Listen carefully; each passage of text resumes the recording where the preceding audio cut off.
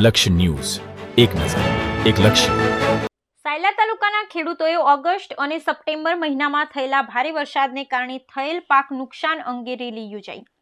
સાયલા તાલુકાના ખેડૂતોએ ઓગસ્ટ અને સપ્ટેમ્બર મહિનામાં થયેલા ભારે વરસાદને કારણે થયેલ પાક નુકસાન અંગે તાત્કાલિક કૃષિ રાહત પેકેજ દ્વારા સહાય ચૂકવવામાં આવે તેવી માંગ સાથે રેલી યોજી મામલતદારને આવેદન પાઠવ્યું હતું. તેમજ ખેડૂતોએ જોડી ફેરવી પૈસા ઉઘરાવી સરકારને ₹1501 મોકલવામાં આવ્યા હતા.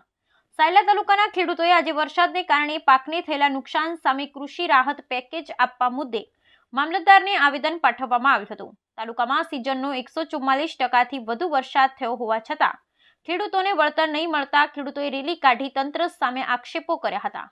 ખેડૂતોએ જણાવ્યું હતું કે લીંબડી તાલુકામાં સિઝનનો 81% વરસાદ થયો હોવા છતાં કેટલાક ખેડૂતોને નુકસાનનું વળતર ચૂકવવામાં આવ્યું છે, જ્યારે સાયલા તાલુકાના ખેડૂતોને વળતરથી વંચિત રાખવામાં આવ્યા હતા.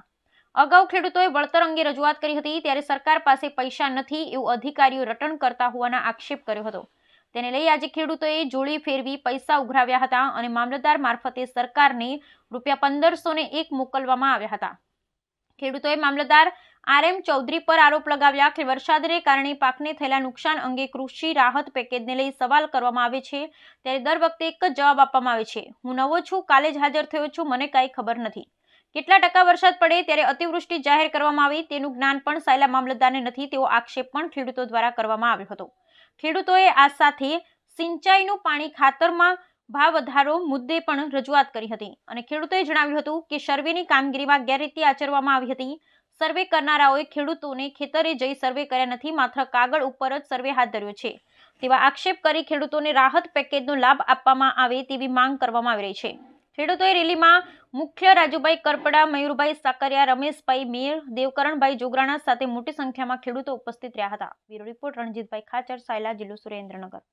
એકવાર દેવકરણભાઈ આગલો ચાલુ સિઝને સાયલા તાલુકામાં સિઝનનો 144% કરતાં વધારે વરસાદ પડ્યો. સપ્ટેમ્બર અને ઓક્ટોબર મહિનામાં કમોસમી વરસાદ પણ પડ્યો. સાયલા તાલુકાના ખેડૂતોનો સદંતર પાક નિષ્ફળ ગયો છે. આ સમયે ખરેખર સાયલા તાલુકાના ખેડૂતોને સહાય મળવી જોઈએ, પરંતુ સાયલા તાલુકાના ખેડૂતોને જાણી જોઈ અને સહાયથી વંચિત રાખવામાં આવ્યા હોય આવું અમને દેખાય છે. ખરેખર બાજુનો તાલુકો લીંબડી તાલુકો છે, જ્યાં સિઝનનો માત્ર 81% વરસાદ પડ્યો છે.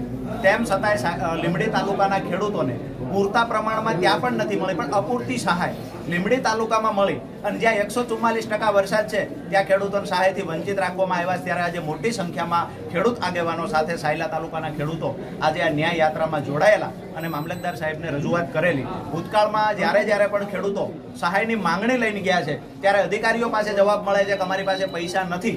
તો આજે ખેડૂતો દ્વારા ઓગસ્ટ મહિનામાં જે સહાય નથી મળી અને સહાયથી વંચિત રાખવામાં આવ્યા, પૈસા ન હોવાના કારણે વંચિત રાખવામાં આવ્યા છે, ત્યારે ખેડૂતોએ આજે લગભગ ₹1700 જેટલી રકમ ખેડૂતો પાસેથી ફંડ પેટે ઉઘરાવી અને મામલતદાર શ્રી મારફતે સરકારને આપી અને એક રચનાત્મક કાર્યક્રમ કર્યો છે. આગામી દિવસોમાં અગર જો આ વળતર મુદ્દે કાંઈ બેઠક નહીં થાય, વળતર મુદ્દે જો સરકાર કાંઈ નહીં વિચારે અને સપ્ટેમ્બર ઓક્ટોબરનું જે કમોસમી વરસાદ પડ્યો છે એનું વળતર સાયલા તાલુકાના ખેડૂતોને નહીં મળે તો આગામી દિવસોમાં જિલ્લા મથકે મસ્ત મોટું આયોજન કરી અને મોટો કાર્યક્રમ ખેડૂતો કરશે અને જરૂર પડશે તો ગાંધીનગર કૂચ પણ કરશે.